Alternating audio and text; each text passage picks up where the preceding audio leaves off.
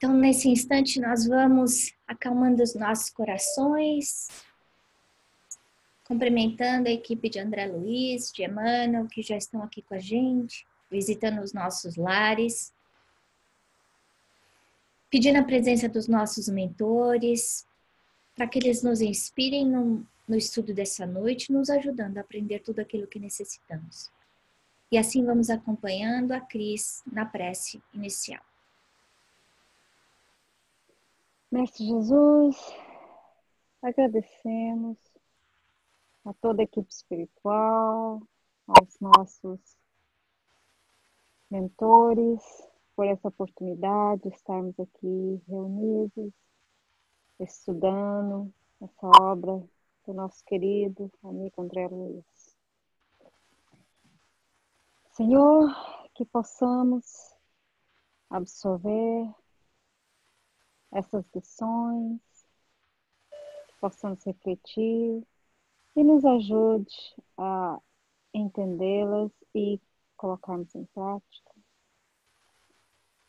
E também que ajude a todos os irmãozinhos desencarnados que precisam desse estudo e todos aqueles que não puderam estar presentes, que possam enviar todas as vibrações de amor, de paz,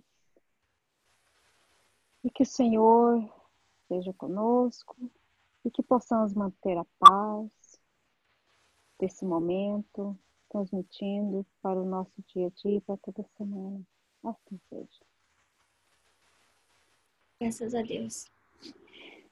Bom, a semana passada a gente teve aquele capítulo muito forte falando de vício, né?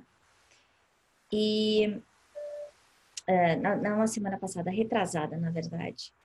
E esse a gente vai ver o impacto das nossas escolhas, conscientes ou inconscientes, na nossa saúde psíquica e na nossa saúde física. E André Luiz fala umas coisas muito importantes, né? Primeiro, essa colocação em relação à loucura. E eu fiquei pensando em todas essas doenças complicadas que a gente vê no mundo de hoje, né? De alienação, essas doenças que não têm explicação, como as doenças autoimunes. Essa explicação que ele dá, né? Da profundidade dessas doenças, que são doenças que estão muito ligadas ao lado emocional, né? Como, por exemplo, um Alzheimer, ou uma esclerose múltipla, além das doenças autoimunes mesmo, né?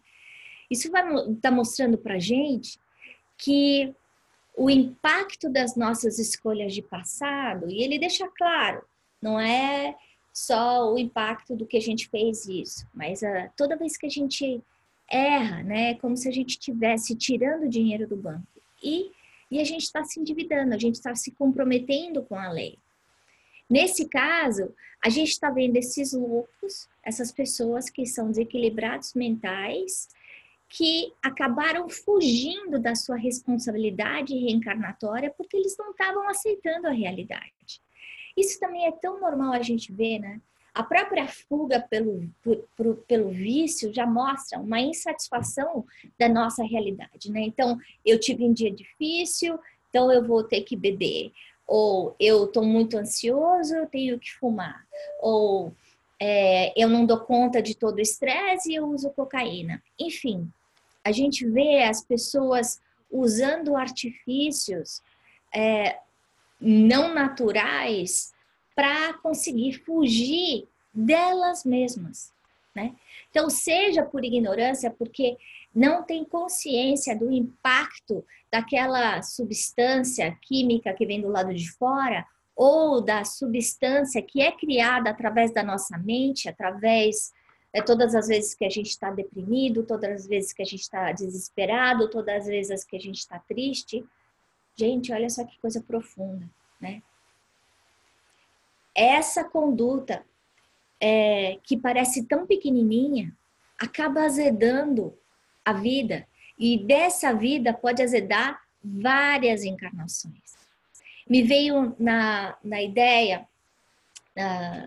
quando eu pensei nisso, daquela tina de água transparente, limpa, que a gente fica pingando gotinha de tinta e que aparentemente aquela gotinha é insignificante, mas se a gente for pingando gotinha azul, gotinha azul, gotinha azul na tina de água, de repente a água está azul clara.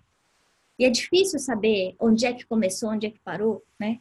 Mas essas atitudes pequenininhas que a gente faz de agressão a nós mesmos pela nossa insatisfação, a gente altera o nosso campo mental, físico e reencarnatório, que eu acho que é o mais importante que a gente está vendo. Ele fala, a gente sabe onde é o começo, mas ninguém consegue dizer onde é que vai terminar. Olha que coisa assustadora. Então ele está dizendo que não termina com a morte, ele não termina na próxima encarnação. A gente, através da nossa escolha diária, a gente pode estar aumentando ou diminuindo aquele inferno que nós criamos para nós mesmos. Nesse caso, como essas pessoas acabaram já indo para o extremo do diapasão, de perder a realidade, a gente vê aí um caso mais para frente, como a gente vai estudar, de que a pessoa ela esquece a realidade atual e volta para a memória da encarnação anterior. A cura fica basicamente impossível. A pessoa perdeu o controle mental. Ela danificou um instrumento do corpo. E aí ela não consegue mais responder da forma que deveria. Então, como é que isso vai consertar? Através do processo reencarnatório. Essa pessoa danificou o corpo como consequência, danificou o perispírito. Perispírito é aquele molde que vai moldar o corpo em todas as encarnações. Então, se o meu perispírito, se o meu molde está danificado, o meu corpo vai vir danificado na outra vida. E esse ajuste vai acontecer como um processo. A natureza não dá saltos, né? Que dependendo do estrago que a gente fizer, pode demorar mais tempo, pode demorar menos tempo. Bom, aí ele continua a história dessa senhora, né? E interessante que a gente percebe que pela incapacitação, pela ignorância, né, vou dizer, moral dela, ela acaba vivendo dentro de uma realidade paralela. Mas a gente vai ver que essa realidade paralela continua no plano espiritual, nos próximos capítulos, quando a gente estiver estudando o umbral. Então, ele fala, olha, eu vou te mostrar aqui esse hospital de pessoas com desequilíbrio mental para você entender um pouco o que vai acontecer do outro lado. Porque se André Luiz fosse direto para o umbral, ele ia falar, mas como é que eles eram antes? E o que ele está tentando mostrar é que esse desvio, essa alienação mental já vem de durante a encarnação.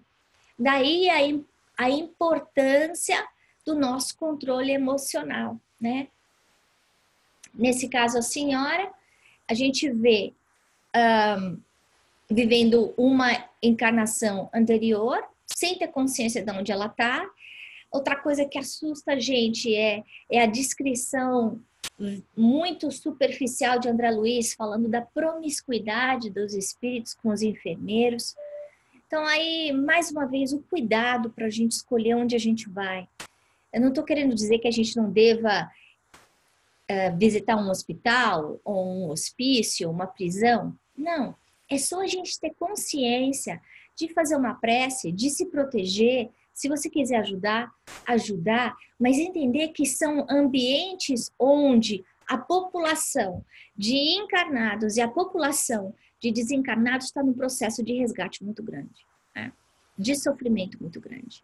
E aí a gente vê mais uma vez a lei de sintonia, que aqueles que estão encarnados acabam se ligando aos de mesma qualidade mental e vice-versa, né?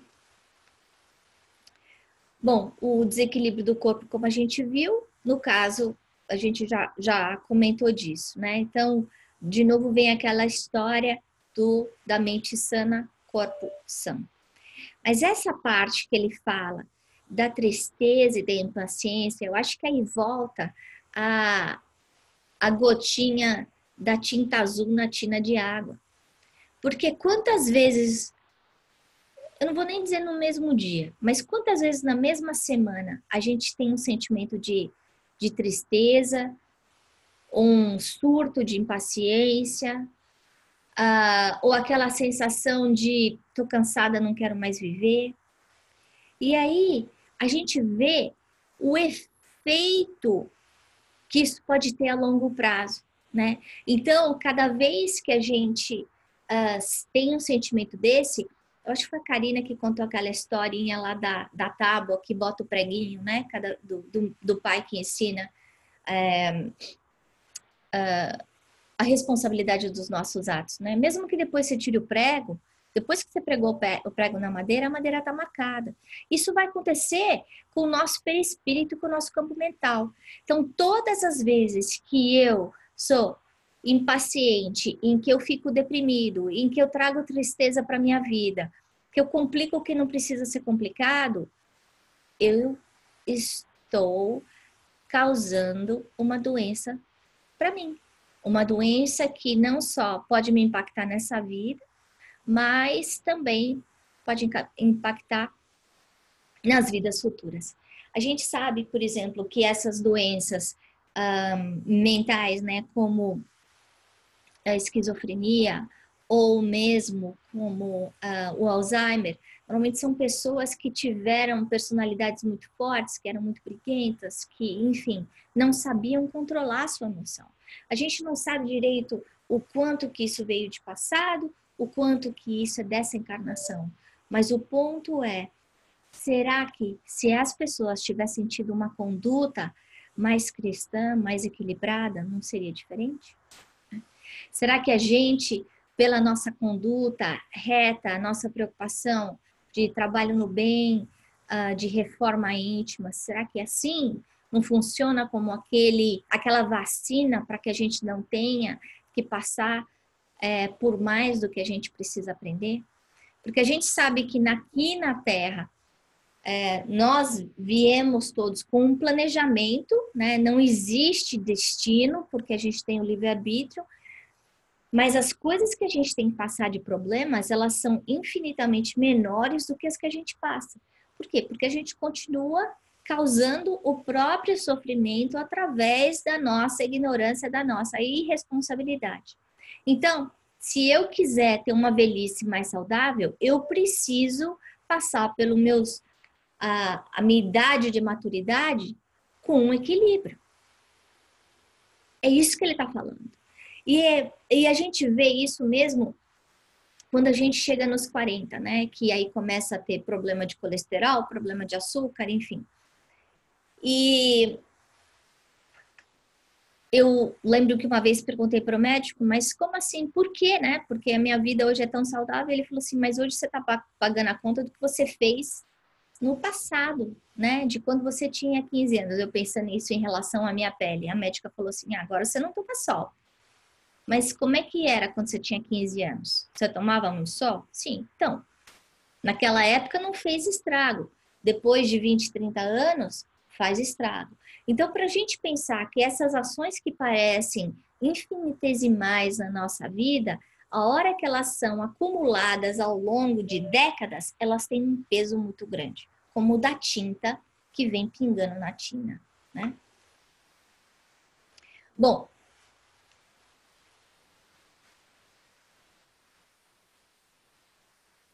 aí depois a gente vê um outro caso, que aí a gente vê esse homem num processo de obsessão já completamente tomado, né?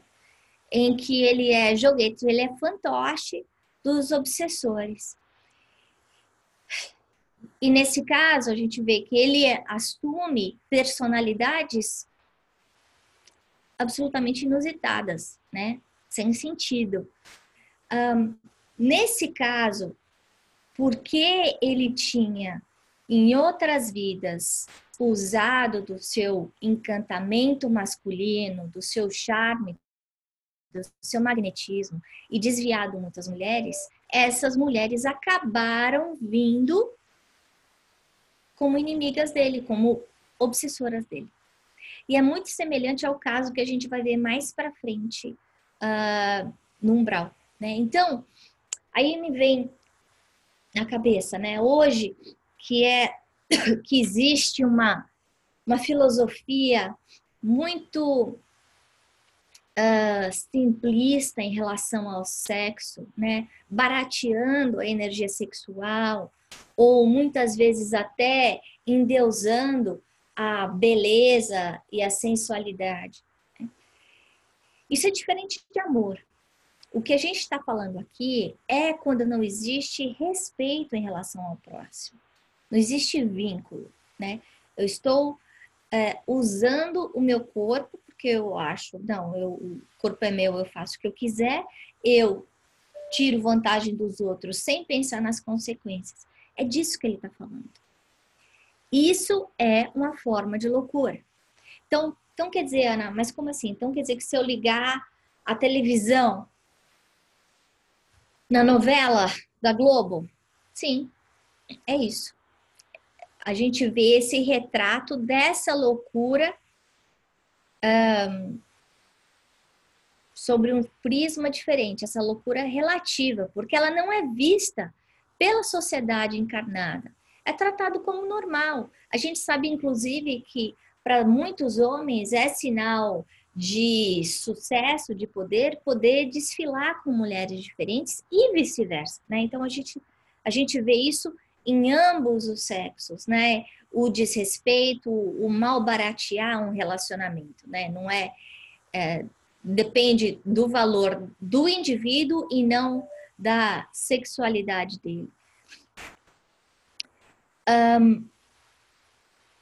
Mas nesse caso a gente vê que por causa das más escolhas dele e da dor que ele causou em outras pessoas, e a gente não sabe os detalhes dessa história, a gente só sabe que ele abusou dessas mulheres e desrespeitou, a gente não sabe se elas se mataram, a gente não sabe se elas acabaram indo para um prostíbulo, a gente não sabe se elas ficaram jogadas, não importa. O ponto aqui é ele mostrar que toda vez que a gente abusa do nosso magnetismo, seja ele qual for, magnetismo de liderança, o magnetismo sexual, a nossa inteligência, nós vamos ser responsáveis pelo mal que nós fazemos para o próximo. Né? Então, a gente ter consciência do uso desses talentos, porque toda vez que eu não souber usar os meus talentos, eles vão ser retirados. Jesus já falou isso na parábola de talento. Né? Aquele mau servo que enterrou o talento embaixo da terra, ele fala, então dá para aquele que tem mais, você vai ficar sem. É a mesma coisa nesse caso, porque eu não sei usar esse talento que me foi dado, seja ele qual for, como eu já falei, a inteligência, por exemplo, o espírito de liderança, ou a minha habilidade de influenciar as pessoas, ou a minha capacidade de planejamento, se eu usar isso para o mal, eu vou estar colhendo depois. Né? Bom, então, eu coloquei aí 3 pontos, né? Eu sempre gosto de 3. A gente vê a justiça divina, né? Mostrando a compaixão. Como? Através da oportunidade. Qual a oportunidade? A oportunidade da reencarnação. E aí ele fala, essas pessoas acabaram perdendo essa oportunidade porque elas não aceitaram reencarnar com inimigos de passado. Inimigos esses que elas mesmas tinham ferido, desrespeitado, desonrado. Então, esse reajuste que a gente pode olhar como uma coisa ruim, seja o reajuste financeiro, seja o reajuste familiar, seja o reajuste de família, seja reajuste de emprego, é a nossa oportunidade de remissão dos erros de passado. Então, se a gente trocar a forma como a gente olha para os problemas, né? Entendendo que esses problemas são aquele remédio amargo que vai ajudar cada um de nós refletir sobre os nossos erros, as nossas limitações, mesmo que a gente não lembre do que a gente fez no passado, né? E um parênteses aqui, que bom que a gente não lembra, né? Nesse caso, imagina o esquizofrênico se ele soubesse todas as coisas horrorosas que ele fez. Ele estaria num processo ainda de muito mais desequilíbrio que ele está, né? A outra coisa que me chamou a atenção é o tempo. A gente muitas vezes fica preocupado, né, em provar o que a gente é, o que a gente não é, o nosso valor. E o que ele está querendo dizer é que o tempo faz a máscara cair. A máscara de cada um de nós, boa ou ruim.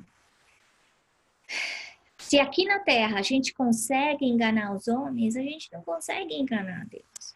E a partir do momento em que eu não tiver mais o meu invólucro carnal, tudo que passar pela minha mente vai ser imediatamente refletido através da minha vibração.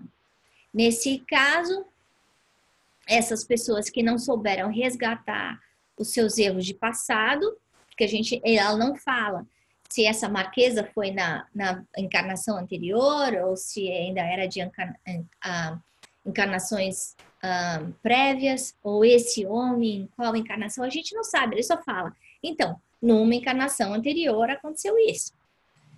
Então, a gente não sabe quanto tempo vai demorar esse ajuste. Mas enquanto a gente não melhorar, o tempo vai estar mostrando quem nós somos de verdade, né? E como eu falei, a vacina para isso, muitas vezes é aquilo que a gente sente mais falta, né? Então, eu não tenho apoio familiar, eu não tenho pessoas do meu lado que me ajudem. Bom, será que eu soube respeitar e valorizar esse tesouro no passado?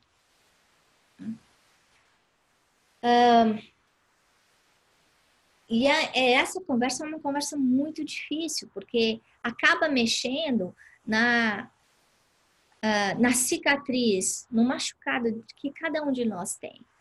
Mas essa é a reflexão. Né? Mais importante do que a gente pensar o porquê isso que aconteceu, ou o que eu fiz, é a gente pensar para que isso está acontecendo agora.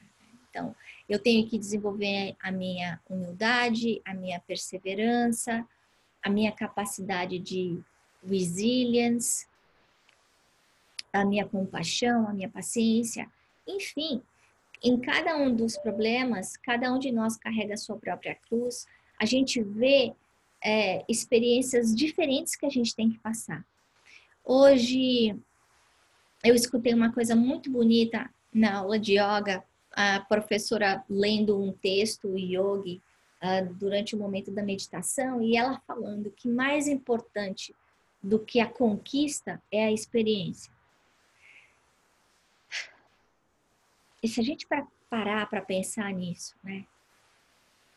Então não é aonde a gente chega, é como é que a gente chegou e o que a gente está levando com a gente como experiência, o que a gente ganhou disso, né? Então, para a gente olhar para os momentos, para o agora, isso está muito naquele livro do Eckhart Tolle, do Power of Now, é fazer essa análise do momento, né? De quem eu sou nesse momento, de verdade, independente do que está acontecendo do lado de fora. Estar atento ao que está passando dentro de mim e controlar o que está dentro de mim, não o que está fora de mim, né? Isso, na nossa linguagem espírita, é o quê? É reforma íntima. Então, a gente vê essas religiões espiritualistas falando a mesma coisa, com uma linguagem diferente, né? Então, importância da gente ter essa consciência dos nossos atos, a consciência dos nossos sentimentos, nos momentos que a gente vive aqui na Terra, né? Bom, eu peguei essa frase do Calderaro, achei ela muito profunda, falando que na alienação mental, começa a descida da alma às zonas inferiores da morte. A pessoa já perdeu a própria realidade. A gente sabe que o inferno, que o umbral, que nosso lar não é um lugar geográfico, ele não tem latitude e longitude. Nós mesmos experimentamos o céu, o inferno várias vezes por dia, dependendo daquilo que a gente está passando, está sofrendo. Um momento bom, a gente se sente feliz, a gente se sente leve. Um momento ruim, muitas vezes a gente acha que não vai dar conta. A gente está vivendo num inferno momentâneo, né? Agora, se a gente não souber sair desse inferno, seja através da meditação, que a gente sabe que é uma forma importante de ajuste, de equilíbrio da pessoa, não só do aspecto espiritual, e eu não estou falando em meditação do aspecto espiritual, eu estou falando de meditação como comprovação científica do equilíbrio da mente em relação ao corpo, né? Eu consegui controlar a mente, parar o momento de ansiedade e acalmar o que eu estou sentindo, para quê? Para que eu consiga criar espaço dentro de mim para resolver melhor os meus problemas. Se eu não crio esse espaço, se eu fico correndo que nem barata tonta, eu não consigo resolver. Daí a importância dessa parada. A gente tem que aprender essa receita de como é que eu saio do meu inferno interior que eu mesmo criei e consigo entrar naquele céu relativo. Porque se eu não conseguir fazer isso, o que ele está falando é: você vai morrer, você vai continuar lá. É isso. E você só vai sair de lá a hora que você conseguir fazer essa transmutação mental. Se a gente treinar aqui na Terra, vai ficar mais fácil, né? Então, para a gente encerrar o estudo de hoje, a primeira coisa que eu coloquei foi a bênção da dor, né? Essa semana, um amigo meu faleceu de câncer, um processo muito agressivo de câncer de cérebro. Uma pessoa que tinha muita vida. E até a gente pede nesse instante que a André Luiz e a sua equipe possa cuidar dele. Mas eu fiquei pensando, né?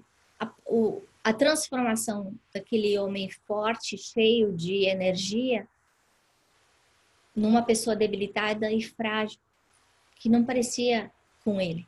Então, para que será que ele passou por isso? Qual era a lição que ele teve que aprender? Qual é a lição que as crianças, os 2 filhos jovens que ele deixou para trás, estão tendo que aprender? Além da lição de passar por uma vida sem um pai que defende ele em tudo, né? A outra coisa é a gente pensar no nosso terreno, né? No nosso terreno interior, a terrinha que a gente tem dentro do nosso coração. Qual é o tipo de semente que eu estou usando, né? Como é que eu estou cuidando dessa semente? Qual é a lição que eu estou tendo que aprender dessa semente? Né? Porque muitas vezes a gente planta limão, mas aí nasce um monte de erva daninha. E a gente vê que a erva daninha acaba vindo muito mais rápido do que as sementinhas boas que a gente plantou. Então, qual que é a lição disso tudo? Né? É a lição da paciência, da tolerância, da humildade, do fazer para o outro aquilo que eu gostaria que fizesse para mim. Né? E a terceira coisa que eu queria que a gente prestasse atenção, não numa posição de julgamento, mas como um momento de reflexão e autoeducação. Tentando encontrar não só nos outros, mas principalmente em nós esses sinais de loucura. Como ele falou, a loucura que vem dessa tristeza, do desespero, da ignorância, dos erros que a gente faz. Né? Pensar quantas vezes eu estou ali martelando o prego no pedaço de madeira e como é que está o meu histórico de madeira. E como é que vai estar o meu histórico de madeira depois daqui a 20 anos. A gente vê isso tão claro com peso, né? As pessoas acabam casando magrinhas e aí vão engordando devagarinho, né? Então, casou com 20 anos, pesava, sei lá, 50 quilos. Aí, com 40 anos, encurtou 1 quilo por ano. Aquela pessoa está com 70 quilos, ela é outra pessoa. Então, a gente não percebe onde é que foi, porque 1 quilo não é nada, mas 1 quilo todos os anos, durante 20 anos, é altamente significativo. Essa pessoa pode estar com diabetes, pode estar com colesterol, pode estar com pressão alta. Ela vai ter vários problemas sérios de saúde por causa desses 20 quilos que ela juntou ao longo do tempo. A mesma coisa com a gente com as nossas escolhas, né? Qual é o peso que a gente está colocando dentro da nossa mala que a gente vai chegar no final da estrada? Quanto mais peso a gente carregar, mais dor nas costas a gente vai ter, né? Bom, 8 horas. Eu vou agora abrir para pergunta. Vou tirar todo mundo do mute. Que eu vou tirar agora, todo mundo do mute. Alguém quer fazer pergunta? Eu posso fazer uma pergunta rapidinho. É claro que o maior trabalho, o único, na verdade, que a gente pode fazer é em nós mesmos, né? A nossa reforma íntima. Mas, e quando, qual que seria a forma de ajudar, assim, quando a gente está perto de pessoas que têm um desequilíbrio desse mental? Qual que é a melhor atitude, além de oração? Tem alguma coisa assim que a gente deve fazer? Um pensamento, uma vibração, alguma coisa assim? Primeiro, a gente não sabe por que essa pessoa está perto da gente, né? Ela está passando, mas a lição é para a gente também. A lição é sempre para a constelação que está, de alguma forma, ligada diretamente e indiretamente com aquela situação. A prece, como você falou, é sempre um antídoto. E a gente vê aí nesse livro com o André Luiz, ele explicando que a prece não deve ser o último recurso, mas sim o primeiro. A gente sabe que toda a fórmula vem de fazer para o outro aquilo que a gente gostaria de fizesse para a gente. Claro. Tem momentos, tem pessoas que são tão difíceis na nossa realidade que muitas vezes o simplesmente rezar e amar à distância, então essa pessoa pode fazer parte do meu coração, mas ela não faz mais parte da minha vida, desde que não seja de uma forma egoísta, eu estou me preservando. Se eu vejo que essa pessoa, ela não tem para quem recorrer, ela precisa de ajuda, então é através do meu exemplo que eu vou conseguir ajudar essa pessoa. Agora, se a pessoa vai mudar, esse é outro assunto. O ponto a gente pensar aqui é como é que eu me ajudo que assim eu não me enrolo do mesmo jeito da próxima vez, né? Porque se eu não me modificar, se eu continuar tendo problema com aquela pessoa difícil, eu vou voltar com ela depois, até eu aprender a amar, né? Obrigada.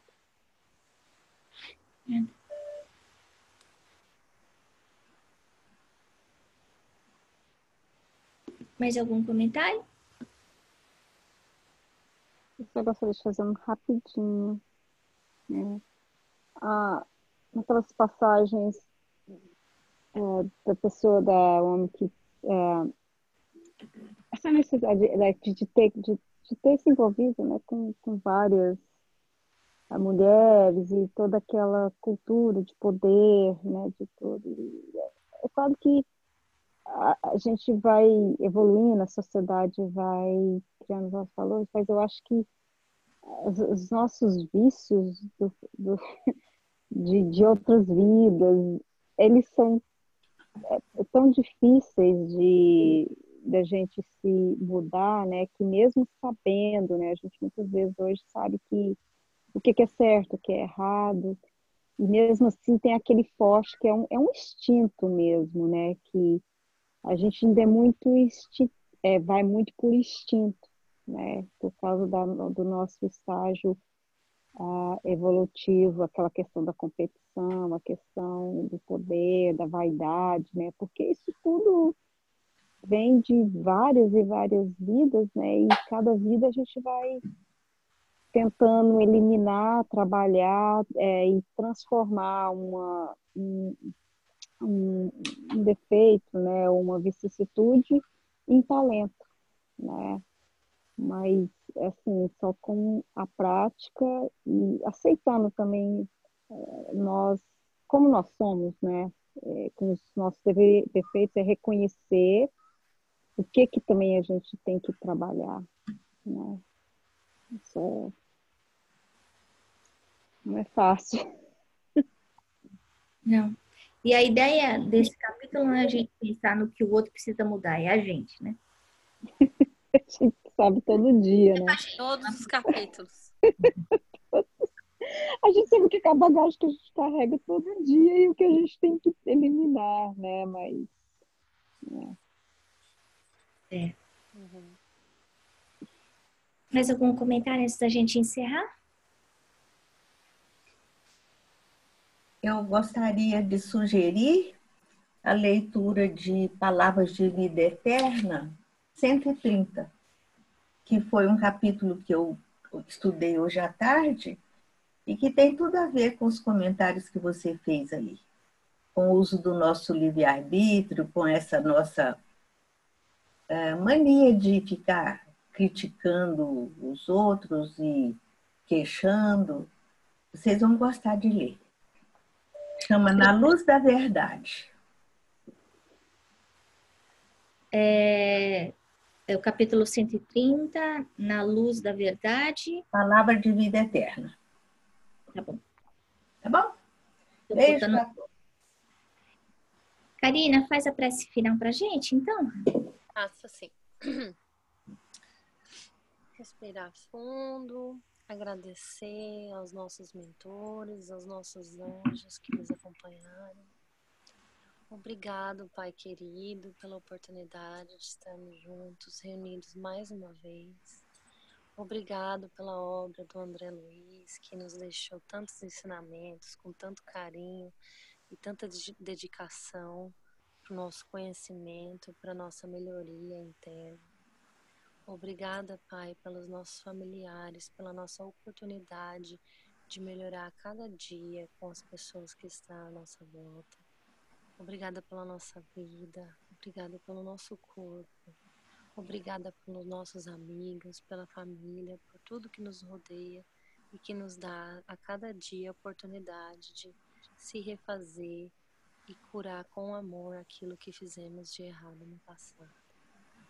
Obrigada, Jesus, por ser esse governador, esse mestre da terra, e de ter nos dado o caminho, de ser o exemplo, de nos mostrar que é possível, encarnados aqui, de conseguir chegar num patamar de progresso.